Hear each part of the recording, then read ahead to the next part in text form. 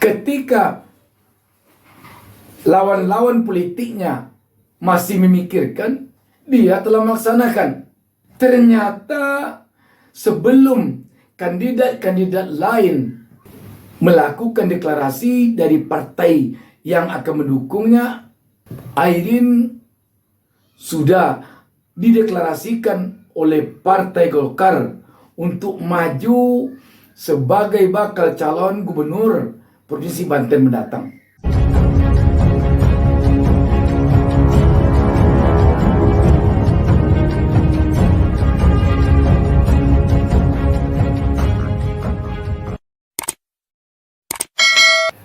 Assalamualaikum warahmatullahi wabarakatuh. Senang sekali kita dapat berjumpa kembali pada kesempatan ini. Saya Bustami Narda, seperti biasa tak lupa mendoakan seluruh pemirsa beserta keluarga agar selalu mendapatkan keberkahan hidup dari Allah Subhanahu wa taala, Tuhan Yang Maha Esa. Sahabat BN, selama ini kita seakan-akan terpaku kepada suasana perpolitikan Pilpres 2024. Sekarang saya ingin mengajak sahabat pemirsa, mari kita sekarang ke Provinsi Banten. Provinsi Banten yang merupakan pemekaran dari Provinsi DKI Jakarta ini, kalau kita perhatikan, tidak kalah juga sekarang ini panasnya suasana politik di sini. Untuk apa? Untuk Pilkada Gubernur Provinsi Banten. Walaupun Pilkada Gubernur setelah nanti selesai Pilpres, namun panasnya suasana politik Pilkada di Provinsi Banten sekarang ini tidak kalah dengan hangatnya suasana perpolitikan Pilpres. Sekarang ini di Provinsi Banten telah muncul sejumlah tokoh untuk tampil berkontestasi politik pada Pilkada Gubernur Provinsi Banten mendatang. Antara lain nama-nama yang muncul sekarang ini, ada nama Airin, ada nama Wahidin Halim, ada nama Rano Karno. Tetapi di antara tiga nama yang sudah muncul ini, tampaknya si perempuan yang namanya Airin ini boleh kita sebut telah dahulu selangkah dibandingkan dua nama lain yang kita sebutkan tadi. Kenapa ini bisa terjadi? Mantan wali kota Tangerang Selatan ini, ketika lawan-lawan politiknya masih memikirkan, dia telah melaksanakan. Artinya apa? Ternyata sebelum kandidat-kandidat lain melakukan deklarasi dari partai yang akan mendukungnya, Airin sudah dideklarasikan oleh Partai Golkar untuk maju sebagai bakal calon gubernur Provinsi Banten mendatang. Sebelum kita bicara lebih jauh, saya akan bacakan sebuah berita tentang hal ini. golkarbanten.org.id menurunkan berita di bawah judul Airin Rahmidiani bisa terpilih jadi Gubernur Banten 2024. Partai Golkar mengambil langkah berani dengan mengusung Airin Rahmidiani sebagai calon Gubernur Banten. Keputusan mengusung mantan wali kota Tangerang Selatan 2 periode itu juga menjadi gerak politik perdana. Selain Golkar, belum ada partai lain yang mendeklarasikan siapa calon yang akan diusung dalam kontestasi Pilkada Banten 2024. Dari sini, Partai Golkar menang langkah ketika nama-nama lain baru sebatas wacana, partai beringin sudah lebih dulu bergerak mengenalkan kandidatnya. Efek Airin, partai lain yang berencana mengikuti kontestasi Banten tampak semakin menggencarkan pertemuan. Nasional Demokrat, misalnya, yang digadang-gadang mengusung incumbent Wahidin Halim kerap menggelar pertemuan politik. Begitu juga dengan PDI Perjuangan yang semakin dekat dengan keputusan mengusung Rano Karno. Kedua partai sibuk mengatur strategi demi menyusul langkah Golkar yang lebih dulu melangkah. Di luar nama-nama ini, sebenarnya ada nama lain yang muncul. Namun frekuensi kontestasi lebih mengarah pada ketiga nama tadi. Lalu, bagaimana peluang Airin melawan nama-nama yang lebih dulu bergaung di Banten? Hasil riset Stratak Indonesia, jalan menuju kursi Banten 1 masihlah dinamis. Semua belum pasti. Kans memenangkan kontestasi juga bisa disebut Airin. Kesuksesan memimpin Tangerang Selatan selama 2 periode bisa menjadi acuan. Usia Airin yang terbilang muda, baru 46 tahun, juga menjadi kredit. Coba kita bandingkan dengan Wahidin Halim, yang pada Agustus kemarin menjejak usia 68 tahun.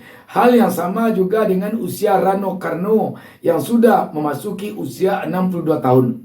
Artinya, pada 2024, usia Wahidin menjadi 70, sementara Rano menjadi 64. Perbedaan umur yang amat signifikan ini membuat Airin bisa lebih dinamis dan energik.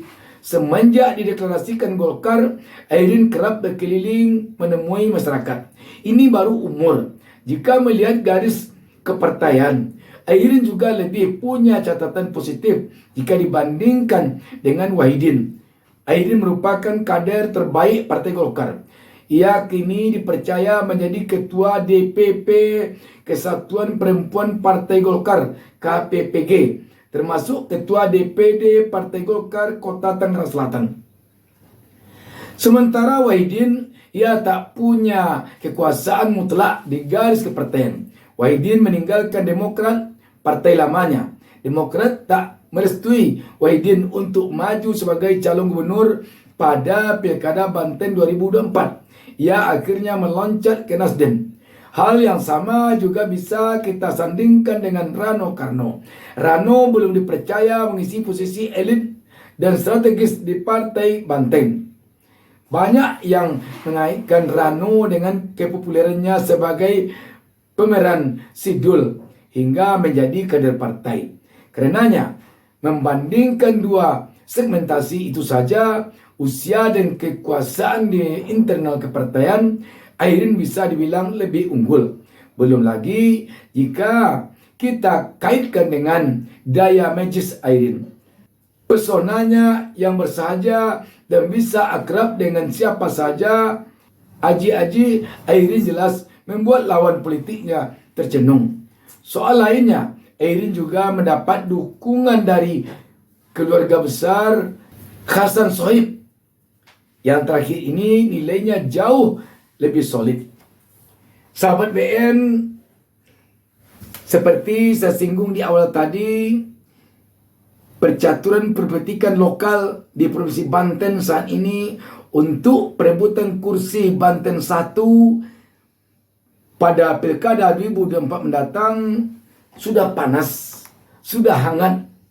Hanya saja mungkin selama ini kehangatan politik di Banten ini kalah pamor oleh panasnya persaing politik Pilpres 2024. Namun demikian, Provinsi Banten yang merupakan provinsi yang begitu dekat dengan DKI Jakarta, yang boleh dikatakan provinsi penyangga dari ibu kota negara Jakarta, tentu tidak kalah pentingnya diperhitungkan untuk pemimpin provinsi ini di masa datang.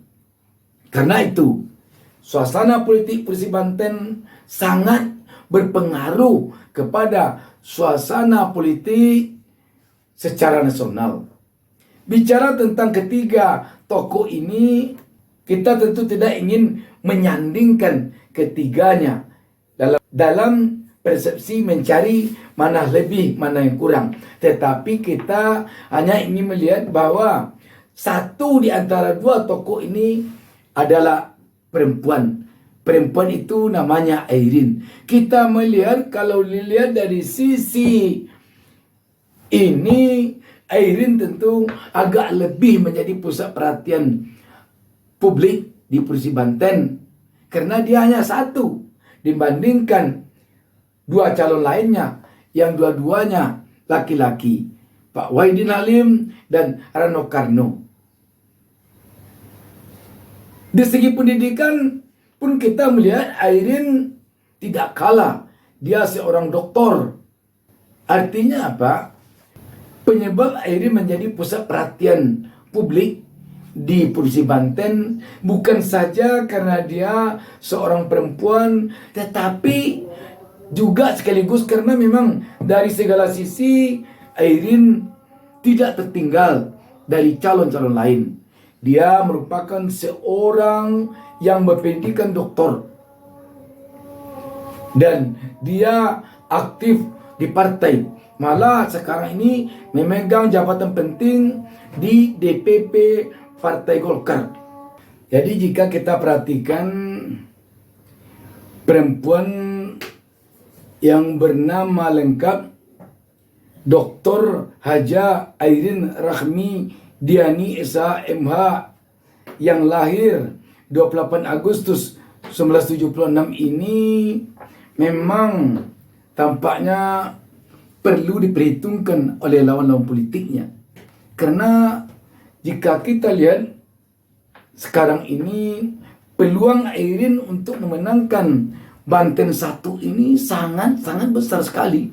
Ditinjau dari sisi manapun, Airin punya kelebihan tersendiri. Sudahlah dia satu-satunya perempuan yang tampak muncul. Yang kedua, dia punya pendidikan yang mumpuni. Yang ketiga, mantan pemenang Ratu Parahyangan ini juga pernah menjabat wali kota Tangerang Selatan 2 kali periode. Dan ini sudah lebih dari cukup tentunya untuk menjadikan Airin punya pengalaman yang begitu banyak di birokrasi. Di dunia politik, Airin punya posisi penting di DPP Partai Golkar sekarang ini. Dan sekarang Airin ini juga menjabat sebagai Ketua DPD Golkar Tangerang Selatan. Dan Airin juga sudah merupakan seorang yang aktif di berbagai organisasi semenjak mahasiswa sampai saat ini. Ketika Airin selangkah lebih dulu dideklarasikan partai pengusungnya dibandingkan dengan kandidat-kandidat lain, ini tentu saja memerlukan kandidat-kandidat lain agak lebih tancap gas lagi jika tidak ingin nanti tertinggal oleh Airin ketika melangkah menuju kursi Banten 1. Sahabat BN, sekali lagi suasana politik di Provinsi Banten semakin hangat dan ini merupakan suasana politik yang tidak boleh dikesampingkan gara-gara hanya karena kita sibuk dengan politik pilpres. Sekali lagi sahabat, yang perlu kita garis bawahi nanti haruslah tercipta pilkada yang terhindar dari berbagai bentuk kecurangan. Baik kecurangan yang dilakukan oleh penyelenggara pilkada maupun kecurangan yang dilakukan oleh peserta pilkada. Ini yang perlu kita garis bawahi betul agar jangan sampai terjadi kecurangan pemilu. Sebab musuh demokrasi ini adalah kecurang pemilu. Demikian, Assalamualaikum warahmatullahi wabarakatuh. Jangan lupa subscribe. Jangan lupa subscribe.